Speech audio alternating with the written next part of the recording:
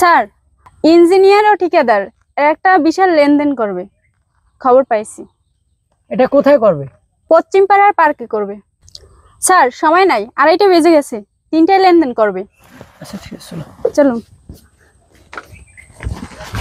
Sir, টাকা কিন্তু সবই লইয়েছি, আপনার ছাড়া কোনো উপায় নাই স্যার।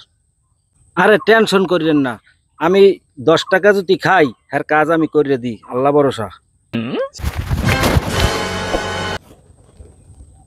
এটা কি? স্যার কিছু না স্যার। স্যার, এখন তো আমাদের ক্ষমতা নাই, কাজ বাজ কেউ দেয় না। একটা ব্রিজের কাজ পাইছি, ওই নিয়ে কিছু টাকা পয়সা লেনদেন না করলে ওই কাজ তো আমাকে দেবে না। গুঁড়ো গাড়ালোই খামুখি, এই ভিক্ষে স্যার একটু লেনদেন করি। তা একটা ব্রিজের কাজ নিয়েছেন, এই জন্য 5 লাখ টাকা দিয়েছেন ইঞ্জিনিয়ারে। এই কাজটা আপনি যদি করান আপনার কয় টাকা লাভ হইবে, বা আপনি কি কাজটা করাইবেন, এই বাংলাদেশ উন্নত হবে কিভাবে বলেন? স্যার, এই টাকাটা আপনি লই যান, কাজ আমিও দিয়ে দিব না। টাকাটা ধরেন। আপনাদের মতো কিছু লোকের জন্য বাংলাদেশের আইছে এই অবস্থা। আপনি যদি 5 লাখ টাকা এবারের কাছ থেকে নেন, আপনারাই তো বাংলাদেশকে ধ্বংস করেন।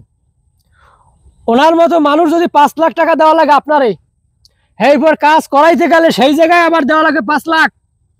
এরপর মনে করেন যে আরো যানবাহন যদি মনে করেন যে জায়গা বেতাল হয় মাল নেওয়ার জন্য, তখন সেই জায়গায় কত ড্যামারিজ। তাহলে আমরা বাংলাদেশে কিভাবে আমরা বাংলাদেশকে উন্নত করব? আমরা বাংলাদেশকে সামনের দিকে এগিয়ে কিভাবে নিয়ে যাব? আপনারা এগুলো বোঝেন না কেন? আপনারা এই টাকাগুলো নিয়ে আপনার বাচ্চা পোলাপানরে খাওয়াইবেন।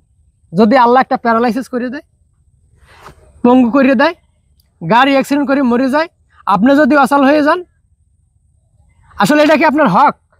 স্যার, সবই তো আমরা বুঝি, কিন্তু কাজ হইবে কি? আমার এই চাকরিটা লওয়ার সময় 20 লাখ টাকা ঘুষ দেওয়া লাগছে, বাপের জায়গা জমি সব বেচা কিনা শেষ, আমরাও বা কেমনে চলবো?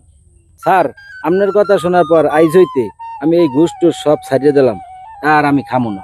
আর এই টাকা নিয়ে আমি আমার পোলাপানেরও আর খাওয়াবো না, কারণ এ টাকা আমার হক নাই কোনো। যাক ভাই, আপনারা যখন আপনাদের ভুল বুঝতে পারছেন, আমি আপনাদের কোনো মামলাও দেব না বা আপনাদের মান সম্মানও খুয়াবো না। কিন্তু ঘুষ দেওয়াটাও ভাই অপরাধ, নেওয়াটাও অপরাধ। আজ থেকে আমরা অদাবাধ্য করলাম যে আমরা কোনো অসৎ কাজে জড়াবো না। আর আপনার মতো পুলিশ অফিসার স্যার আর পাই নাই। খুব ভালো, আপনি আল্লাহ আপনারে বাঁচাই রাখুক। ধন্যবাদ, ভালো থাকবেন। আর আপনার টাকা আপনি নিয়ে যান, আমার জন্য দোয়া করবেন, আর আপনাদের জন্য দোয়া রইল।